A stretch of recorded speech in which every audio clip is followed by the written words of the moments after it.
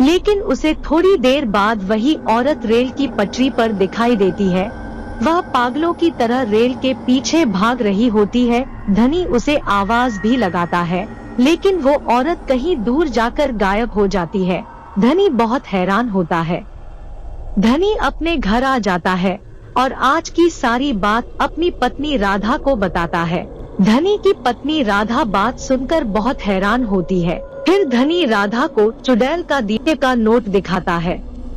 राधा 2000 के नोट को देखकर खुश हो जाती है। वो अपने घर का सारा जरूरी सामान उन पैसों से ले आते हैं।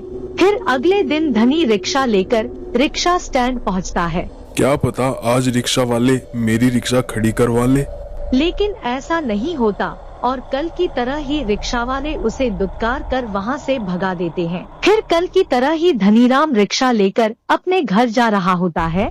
रास्ते में अंधेरा हो जाता है और अंधेरे में वो औरत दोबारा दिखाई देती है और कहती है, रेलवे स्टेशन ले चलो। धनी उसे लेकर रेलवे स्टेशन की तरफ चलता है और उससे पूछता है, अरे मैडम, कल आप कहाँ गायब हो गई थी? लेकिन वह मैं कुछ नहीं बोलती और चुपचाप बैठी रहती है।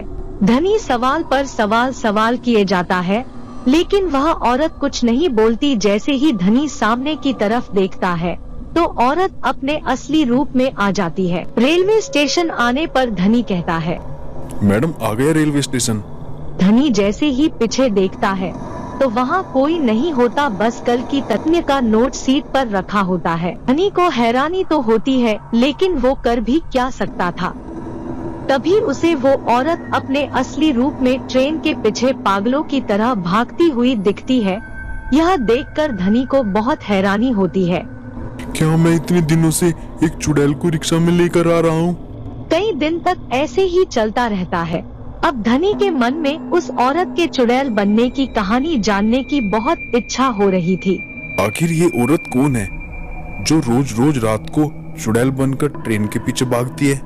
फिर एक रात धनी उतरकर स्टेशन मास्टर के पास जाता है और कहता है, भाई साहब, जो ये 12 बजे वाली ट्रेन है ये कहाँ जाती है? 12 बजे? 12 बजे तो कोई ट्रेन नहीं आती। तो वो कौन है? तो इसका मतलब है ये वही औरत है।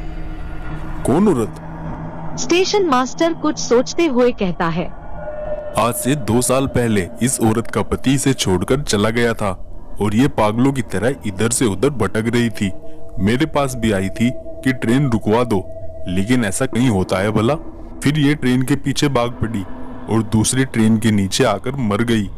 लगता है ये शायद वही औरत होगी या उसकी आत्मा होगी। अब धनी को पूरी बात समझ में आती है और एक रात जब वह रिक्शा लेकर आ रहा होता है तो वो चुड़ैल उसे देखकर रोज की तरह ही बैठने के लिए कहती है और रेलवे स्टेशन चलने के लिए कहती है। तभी धनी उस चुड़ैल से कहता है, रेलवे स्टेशन जाने की कोई जरूरत नहीं है चुड़ैल जी। जिसके पीछे आप भाग रही हो वो तो कब का मर चुका है। जिस ट्रेन में वो तुम्हें छोड़कर जा रहा था ना, उस ट्रेन का एक्सीडेंट हो गया था और वो कब का मर चुका है। चुड़ैल बहुत खुश होती है। क्या वह मर गया? सच? और खुश होते हुए वहाँ से चली जाती है। धनी चुड़ैल के लिए तो बहुत खुश होता है, लेकिन अपने घर के लिए उसके मन में उदासी छा जाती है, क्योंकि धनी का घर सिर्फ चुड़ैल के पैसों से ही चलता था।